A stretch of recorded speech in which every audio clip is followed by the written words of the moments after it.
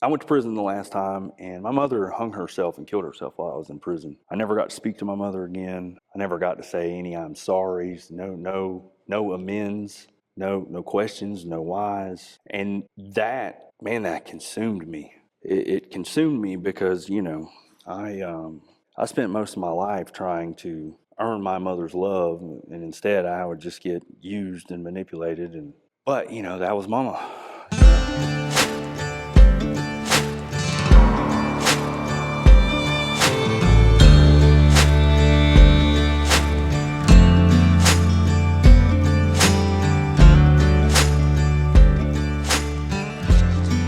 Craig, you do what you do. That we've done. And if we could just reach for one person, Yeah. just reach one person, Yeah. that's,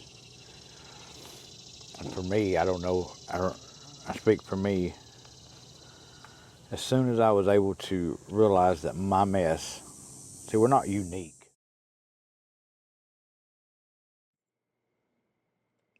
Tim, I mean, I know we all have a story. Mine and your story is similar. We got to spend some time together and talk, and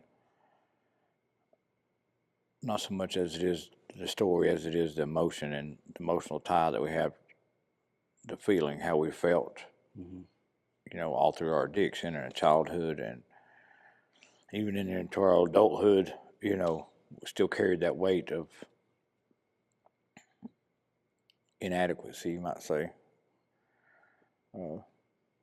undeserving. I thought I would die in the streets. I was trying to die.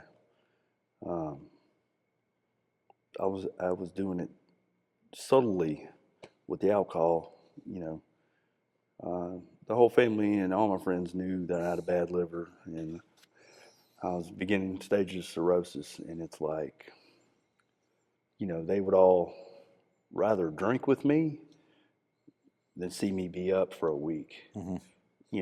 And I never understood that, and I struggled with that for a long time, like feeling honestly like no one ever really cared. Um, looking back, I realized that it was just my family picking the lesser of two evils to where Yeah. I could still be close enough to them to where I didn't isolate, you know. Um, and it's like there's so many paradoxes in addiction, you know. For example, I've been to prison 3 times, gang affiliated, just in situations where I literally had to fight for my life, you know, um, on the daily in just ridiculous, chaotic situations.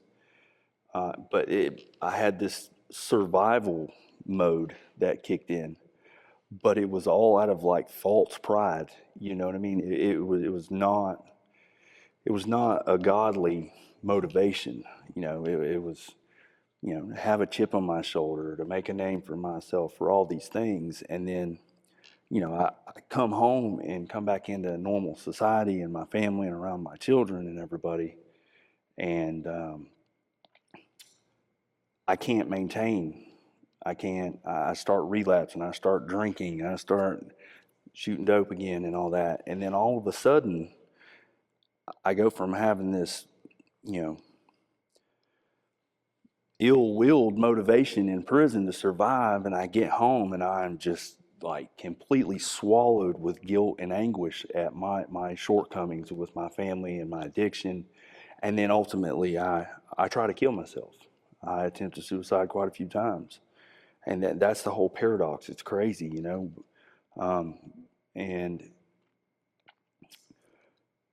until I finally found my faith in God, and He did some miraculous things in my life that I just can't deny. There's no answers for it. There's no way to debunk it. There's none of that. And when I came to the conclusion that all the living out of fear, fear of not not being the father that I needed to be, not being the husband that I needed to be, not being the son that I wanted to be, or the brother, you know.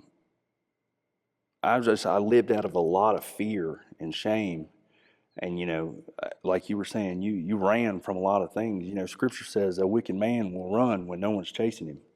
And I used to do that all the time. Like you said, you can't get away from yourself. Sure. You know, and I heard something one time that had a very profound effect on me in the way I viewed fear. You know, fear keeps you in bondage, you know, and it limits you to accepting blessings. And fear stands for false evidence appearing real. You know, and that's the reality that and the lies that we tell ourselves that hold us back from, you know, really striving towards sobriety, you know, because we think we're not worthy of it because of all the damage that we've done. When, you know, we have a whole, our kids, our wives, our parents, our grandparents, we have a whole gang of people behind us waiting for us to just get it together, you know, and it's a hard fought. I can say that I ran from God most of my life. You know, I was raised by a family that was, you know, I have 8 siblings. You know what I mean? My father's a convicted felon, multiple time convicted felon, in and out of prison. Every one of my siblings, except my 2 youngest, in and out of prison. You know, my mother had got clean for like 15 years with my baby brother. And she was all in the church. And, you know, I knew who she really was, you know, and then she found God. But yet, when she would leave church and go home, I'd see that same old person come out. And so I just really, I didn't want to be that. I had enough, I might have ran from God, but I had enough respect to not disrespect him by not giving it fully. And I knew that I couldn't fully submit to that because I just didn't feel it. You know, I never knew what exactly what is the Holy Spirit, you know? I couldn't ever buy into that. And so, you know, 15 years into my mom's sobriety, she relapsed, and something broke in her mind, and she just single-handedly destroyed our family, destroyed my brother, my youngest brother, you know, me too. And so, you know, I went to prison the last time, and my mother hung herself and killed herself while I was in prison. I never got to speak to my mother again. I never got to say any I'm sorries, no amends, no questions, no whys. And that, man, that consumed me. It consumed me because, you know, I spent most of my life trying to earn my mother's love, and instead I would just get used and manipulated. But you know, that was mama, you know, and I needed that. So after I got out of prison, of course I went right back to drinking a gallon of whiskey a day, back to shooting meth, and you know, I had a lot of anger and hate and resent and everything built up in me, and a lot of my family wanted to talk to me about my mother, and I wouldn't talk to nobody about it. If you even brought it up, I'd just leave, or you know, or want to fight, fist fight, you know. Like I just didn't want to deal with it, you know. And from a teenager up until the point my mother died, my mother played a pivotal role in a lot of things that was in me, a lot of the feelings and being twisted up like a pretzel on the inside, man.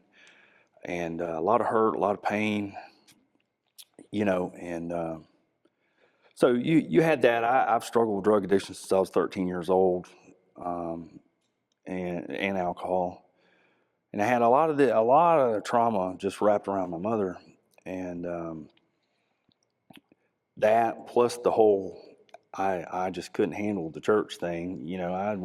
She went to a Pentecostal church, and I mean, it freaked me out, man. You got people falling out in the front rows. I'm waiting for doors to swing open and people coming out dancing with snakes.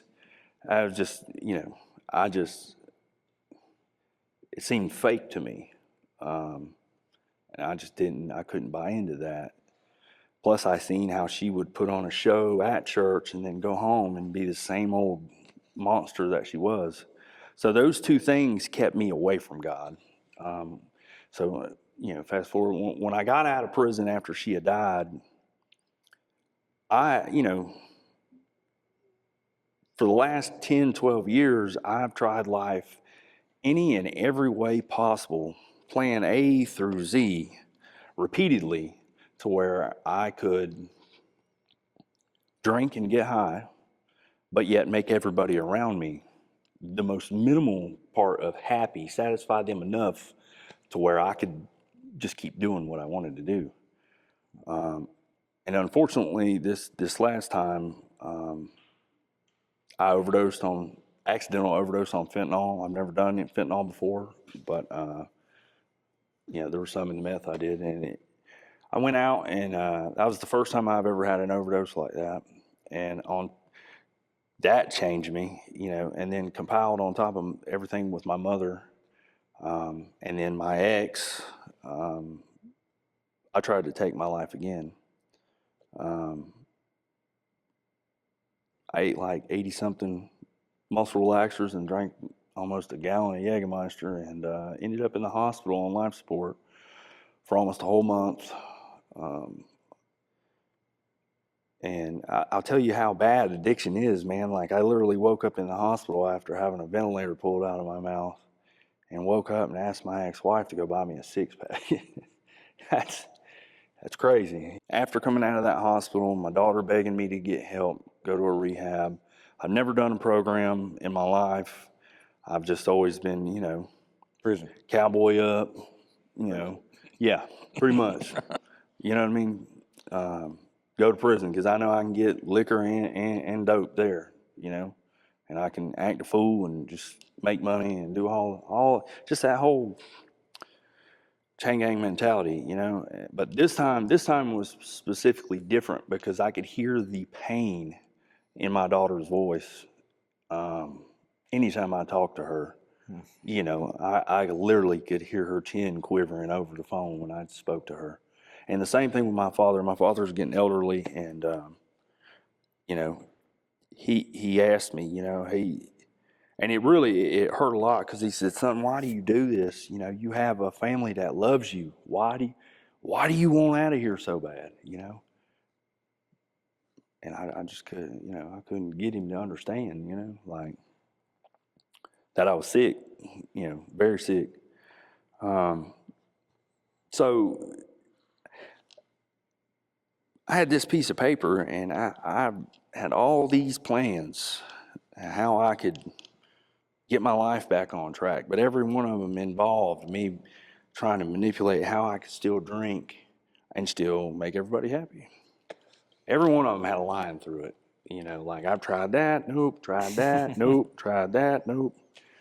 And at this point now, I'm starting to die on folks. I'm overdosing and all this, so everybody started, backing away from me. And at the very bottom of the list, the last thing that was on it was God. You know what I mean? And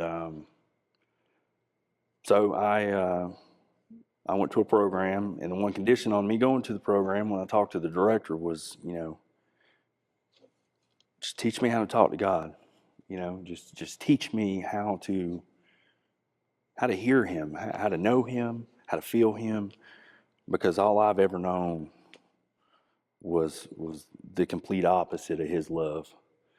And so fast forward a little bit, I was in that program, and there was a men's conference, and mind you, I really didn't want to be at this place. I'm detoxing real bad. I got to go to this church. So we go to this Pentecostal church, and I come in and I swear this guy looks like the Antichrist. I'm not going to say who he is because he changed my life. But I was in my flesh. I instantly do what what you do when you're in your flesh. I was judging this man as preacher, and at that point you could have asked me if I had a choice to go into that Pentecostal church and get it up in front of the whole congregation, or take another 5-year bid. I'd have said, "Run it, send me to Jackson," But I got in there and he went to start his sermon, and he stopped and he said, "There's somebody in here that is suffering from a lot of anguish and a lot of loss and guilt." And, he started looking around and he pointed me out. And I was leaking before I ever stood up, man. And, he told me to come up in the front. I got up and I went in the front and he started praying over me. And mind you, I've only been in that program a short time. I hadn't opened up to nobody. I was still detoxing, just recluse, Nobody knew my story. So he's praying over me and he starts praying in tongues. And then he goes back to praying normal, and then he starts talking about my mother, praying over my mother, and, blew me away. And, when that man was done praying, everything that I had in me since I was a child that just made me want to drown it or apply chemicals to it for me to not feel what I was feeling was gone like that. That is the day that I found my faith. That is the day that God shined his face toward me. And my life changed that day, man. I tried every way for the next 24 hours to just debunk it, like somebody had to tell him something, somewhere along the way. And every lead was a dead end. I asked 60 people, you know what I mean? Like, how did he know? And so the next day we were there. I was the first one in the sanctuary. And when the pastor came in, I told him, I said, "Hey, I really need to talk to you, give you a little context about what all was going on in my life at that time." He said, "Son, it's all been revealed to me. I know you were in prison when your mother died." Again, speechless. He said, "Everything's all right. She's all right.